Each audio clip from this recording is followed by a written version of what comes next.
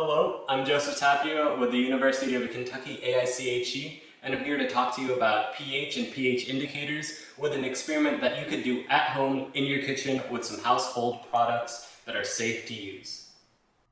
To start this, you'll need red cabbage, baking soda, a lemon, and some distilled vinegar. Next, we need to process the cabbage. I've found that a quarter of cabbage is good enough to make about 2 to 3 liters of solution, which is what I'm making today.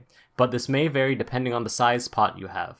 Take your cabbage and cut it up into small pieces. I used a knife to do this, but you can rip it apart with your hands or use a pair of scissors. You don't need the pieces to be the same size, you just don't want them too big that it takes too long to extract the coloring, but not too small where it's hard to separate the liquids from the solids. Extraction and separation is a huge part of chemical engineering, but that's for another video.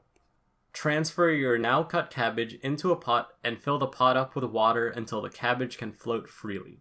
Make sure you don't overfill the pot by leaving about an inch or two of space between the water line and the top of the pot. If you need to, you can work with smaller batches of cabbage. Bring the pot to a boil, and once it has come to a boil, let it sit for 1 to 2 minutes before turning off the heat. Cool the liquid with ice cubes and let it sit until it's room temperature. Once it's at room temperature, strain out the solids and you have your pH indicator concentrate. If you don't want to cut up and boil the cabbage, an alternate way to make the concentrate is to put red cabbage into a blender with water and blend it for a couple of minutes. Afterwards, you need to separate the blended cabbage from the water with a coffee filter. A link will be provided in the description box below for instructions on the boiling method and the blender method. All you need to do now is to dilute the solution. Whenever you're diluting the pH indicator, you want to be able to see through it like this. With that depends on how long you left it boiling. So then what I've found is about diluting it with the same amount with water, or even twice the amount of water with the concentrated pH indicator. So now that we've finished the pH indicator solution, we're done with cooking time, and then we can transition to science time. I have my gloves, lab coat, and safety glasses on. So you may be wondering to yourself, what is pH? You may have heard some things being called acidic or basic. With that, pH is just a way to quantify how strong an acid or a base is. The pH scale is a little bit different than most other scales. It doesn't go from 0 to 10, but 0 to 14, where anything less than 7 is acidic, and anything more than 7 is basic. And if you're right at 7, you're neutral. The pH scale is also kind of weird because it's a log scale, meaning that if you're at a pH of 7 and then you go to a pH of 8, you're 10 times more basic. Or if you're at a pH of 7 and then you go to a pH of 6, then you're 10 times more acidic. So if you're at a pH of 6 and then you go to a pH of 4, you are not 2 times more acidic, but 100 times more acidic. Acids commonly taste sour and feel sticky, while bases taste bitter and then feel soapy. A pH indicator is just anything that changes color depending on the pH. So with the red cabbage solution, we have all of these solutions that are all technically from the red cabbage, just at different pHs. So then the red one here is at a pH of 1. The purple one here, or magenta one, is at a pH of 3. This light purple one is at a pH of 5. This dark purple one is at a pH of 9. This green one is at a pH of 11. And then this yellow one is at a pH of 13. You might be asking yourself why pH is important to chemistry or chemical reactions.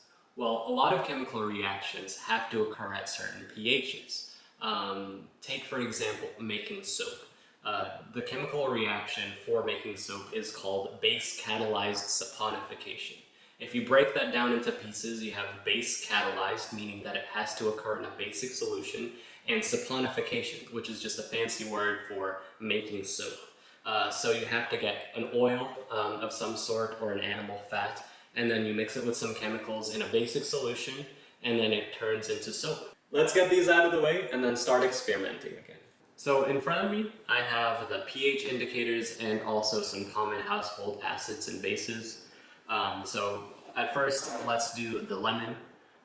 So many of you may have eaten a lemon before or have drank it like lemon juice.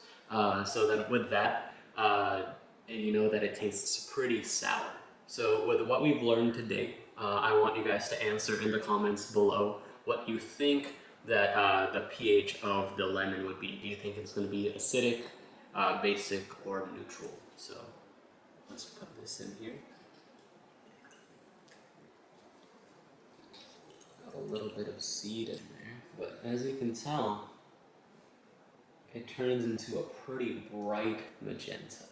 We have the vinegar, which is acetic acid. So then this should turn magenta or pretty red as well. And then on this last one, we have baking soda, which is sodium bicarbonate.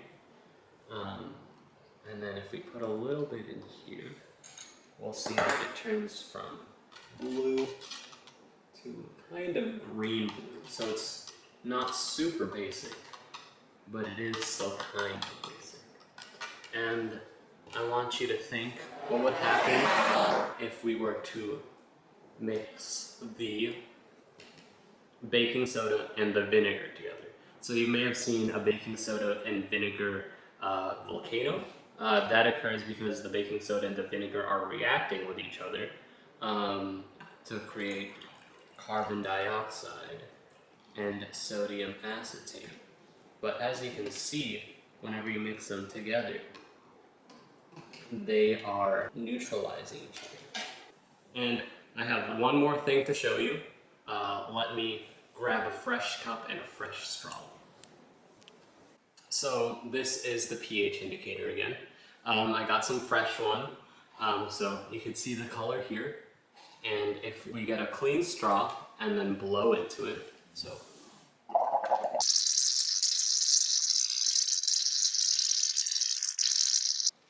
you'll see that this is a little bit more acidic than it was before.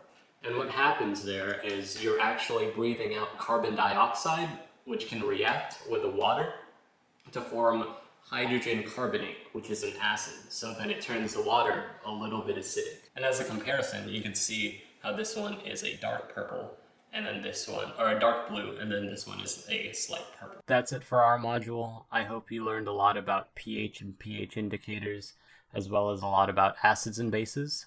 I'm curious about what other household acids and bases you can find, and if you could find their chemical names or formulas.